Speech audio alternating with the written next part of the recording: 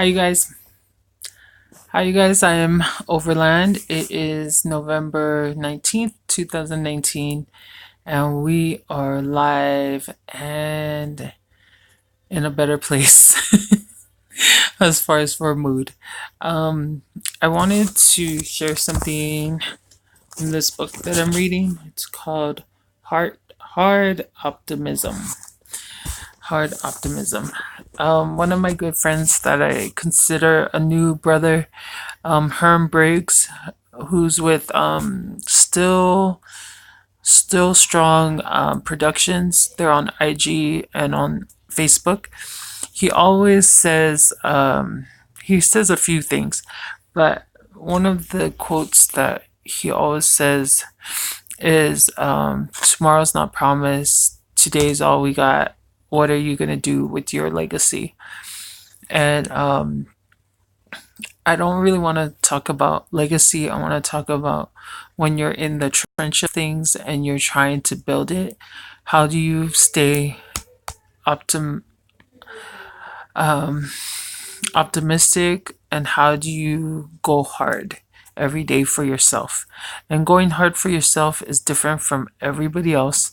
Um, and so the things that I do to go hard recently in being optimistic is that every time I feel like my mood is going to shift into a negative, I follow what Mel Robbins says. Her 5 second rule is that she only gives her 5 seconds to do something. So if she knows she needs to wake up, she counts to five and then she's up on five or she's up on four, the count of four. So five, four, three, two, one type of thing. So lately, whenever I've had a mood shift or a mood swing, I count to myself. Sometimes I have to count the 5 second rule 5 times. So 5 sets of five, because so that's like, yeah, do the math. Um, but the point is, when you do that, when you redirect your energy and your mindset, then you're able to go harder. The last 2 weeks have been annoying because I've been doing that, but at the same time, I've been doing it begrudgingly. And I've noticed that even though I get myself out of that mood, it could have been way faster if I was more optimistic and less impatient. Um, and so those are a few ways that I try to go hard for myself every day. Uh, and they're not big things. I think sometimes we overwhelm ourselves with big goals, goals that are not measurable, but just start small. Start small and move up. Um, there was something else that I wanted to share, but let's get into the book and then hopefully that thought will come back. This book is by Price Pritchett, Pritchett. Probably slaughtered that last name, but my bad. Okay. So this was something along the lines of what Mel Robbins was saying about her trying to get out of her negative space. Um, and in this chapter it says, what percentage of your negative thoughts typically go undetected? Consciously perceived as negative thinking would be 30%. And then negative thinking we fail to recognize, 70%. So it's 70% of, I gotta get the statistics again about how many thoughts we have per day. I know it's over. I know it's over 1,000, at least over 1,000 thoughts we think per day. I want to say, I know I'm overshooting this, but it might be 60,000 thoughts per day.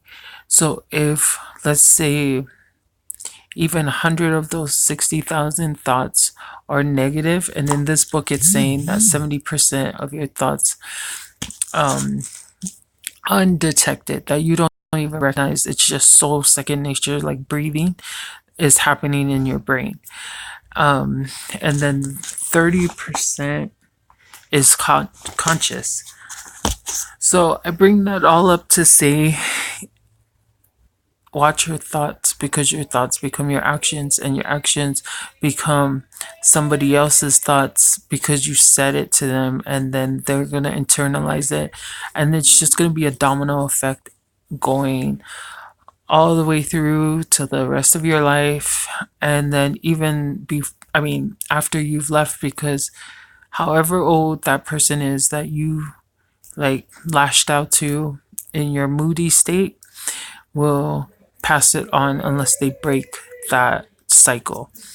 And I bring that up to say that in your relationships, as you are searching for love, trying to retain love, trying to build love, it can't be built if you're negatively putting thoughts of insecurity in people, putting out, like I teasingly, and I lately I've been lightly using the word bullying, because if anybody knows me, they know that I'm not about bullying, but my aggressiveness can seem as if it's bullying.